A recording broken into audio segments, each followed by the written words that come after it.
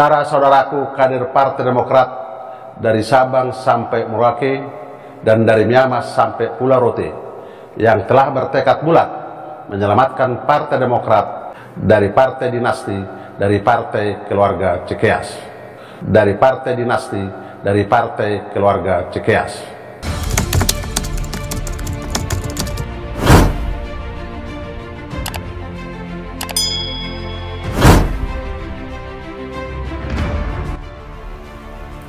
Ada apa dengan Partai Demokrat? Hingga sampai saat ini sangat santer keretakan membongkar satu sama lain semenjak AHY melakukan konferensi pers terkait kudeta partai. Semenjak kejadian itu, berita partai berlambang Mercy ini semakin memanas. Dulu Muldoko membantah pernyataan AHY. Kali ini mantan anggota Partai Demokrat sendiri membuka suara tentang di dalam berjalannya partai. Johnny Allen mengungkapkan bahwa SBY tidak pernah berkeringat di dalam partai, dan Johnny Allen tidak ingin Partai Demokrat menjadi partai dinasti. Sejatinya Partai Demokrat adalah sesuai namanya demokratis.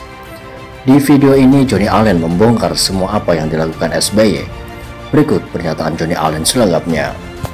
Menuju KLB Partai Demokrat 2021 untuk mengembalikan marwah Partai Demokrat sesuai dengan namanya demokratis, terbuka dan modern yang merupakan landasan partai yang didirikan oleh para pendiri. Sekali lagi, bukan partai dinasti oligarki yang mengarah pada tirani.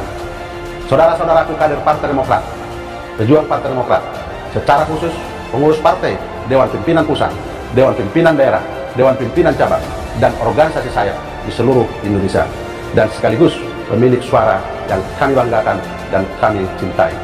Sudah tertanam di masyarakat bahwa Partai Demokrat telah dicap sebagai partai dinasti sejak KLB pertama di Bali tahun 2013, di mana Bapak SBY menjadi ketua umum dan anak kandungnya Edi Baskoro Yudhoyono sebagai sekretaris jenderal Partai Demokrat. Ini baru pertama kali di Indonesia, bahkan di dunia, di mana pengurus partai politik Partai Demokrat, bapaknya SBY ketua umum dan anaknya sebagai sekretaris jenderal. Sejatinya SBY telah melakukan pengingkaran kepada fakta sejarah lahirnya Partai Demokrat. Fakta sejarah yang benar bahwa sejak Partai Demokrat diaktekan di notaris oleh 99 pendiri partai di Jakarta, kemudian gayung bersambut bermunculan para pendiri Partai Demokrat di seluruh provinsi dan kabupaten kota di seluruh Indonesia.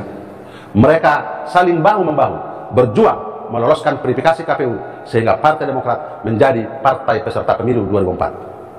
Saya dan para pendiri beserta para senior partai adalah pelaku sejarah Partai Demokrat.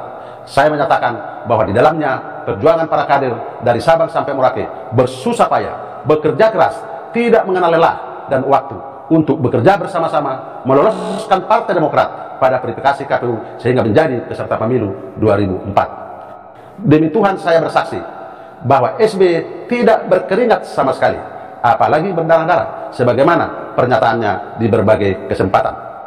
SBY bergabung dengan Partai Demokrat setelah lolos verifikasi KPU dengan memasukkan almarhumah Ibu Ani Yudhoyono sebagai salah satu wakil ketua umum dan hanya menyumbang uang 100 juta rupiah dalam bentuk 4 lembar travel check yang di Hotel Mirah Bogor.